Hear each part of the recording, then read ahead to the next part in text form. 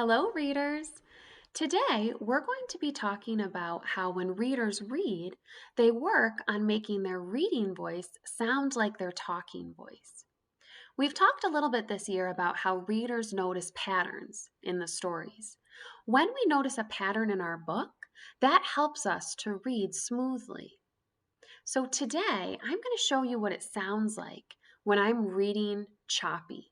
Sometimes I call that my robot voice. That's what it sounds like when I'm reading word by word. And then I'm going to show you what it sounds like when I'm reading fluently. Fluently means that we read with a smooth voice. So you'll notice that instead of reading word by word, I'm going to be reading and grouping those words together. That's something that readers work on as they're reading. They work on making their reading voice sound the way it sounds when we talk, when we use our talking voice. So today, I have a story with our favorite characters, Bella and Rosie. This story is called Bella and Rosie Love Spring. I want you to listen to how it sounds at the beginning of the story when I'm using that choppy voice, when I'm reading word by word. Watch and listen. Look, said Bella. Spring is here. I like spring, said Rosie. Did you notice how when I was reading this story that my voice sounded really choppy? I was stopping and I was pausing after each word. So what we're going to work on when we're reading at home is making our voice sound fluent. We want that reading to sound nice and smooth. So I want you to listen to the difference. Listen to how it sounds when I practice reading smoothly. Look, said Bella. I can see flowers. Look, said Rosie. I can see leaves. Look, said Bella. I can see birds up in the tree. Are you noticing a difference? Do you hear how it sounds when I'm reading those words together in a group? When I'm reading them nice and smoothly and nice and fluently?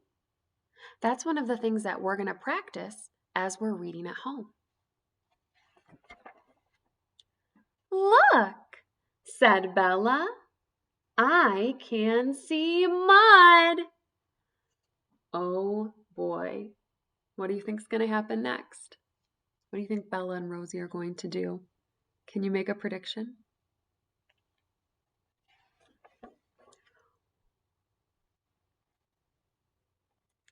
I love spring, said Bella. Oh dear, said Rosie. What happened? Do dogs love playing in the mud sometimes? So, readers, sometimes when we're reading a book for the very first time, we're spending a lot of time figuring out what those words are on the page. We're using all of our strategies that we've learned. We're using eagle eye, we're checking the picture, we're using lips the fish, we're saying that first sound, we're using stretchy the snake, and we're stretching out the sounds in the word and putting them back together. And when we're reading a book for the first time and we're trying to figure out all of those words, you might notice that your voice does sound a little choppy because you're doing all of that really hard reading work. And that's okay. One of the things that we do when we're practicing using this fluent voice is we're reading the book a second or a third time. So I've read this story about Bella and Rosie many times before. So I know most of the words in that story when I'm already reading it a second time. So a good time to practice making your voice sound smooth and using that fluent reading voice is when you're choosing a book you've already read. So this is a book you've read before. So today, what I'd like you to try is find a book at home. It might be a book in your reading bag or a book from your bookshelf, and choose a book that you've already read. Can you practice today rereading that book and making your voice sound fluent? Try to make your voice sound the way it sounds when you're talking. So you want that reading voice to match your talking voice. And as you reread that book today, you'll start to notice that your voice is sounding smooth as you put all of those words together. And then after you've practiced making your voice sound smooth and grouping those words together as you read, see if you can find someone that's nearby to read to. Maybe you can find a sibling that you can read to, maybe another family member at home. So choose someone that you can read to and that you can show them what your fluent voice sounds like. And this is something that we'll be practicing all year as we're home and we're rereading stories.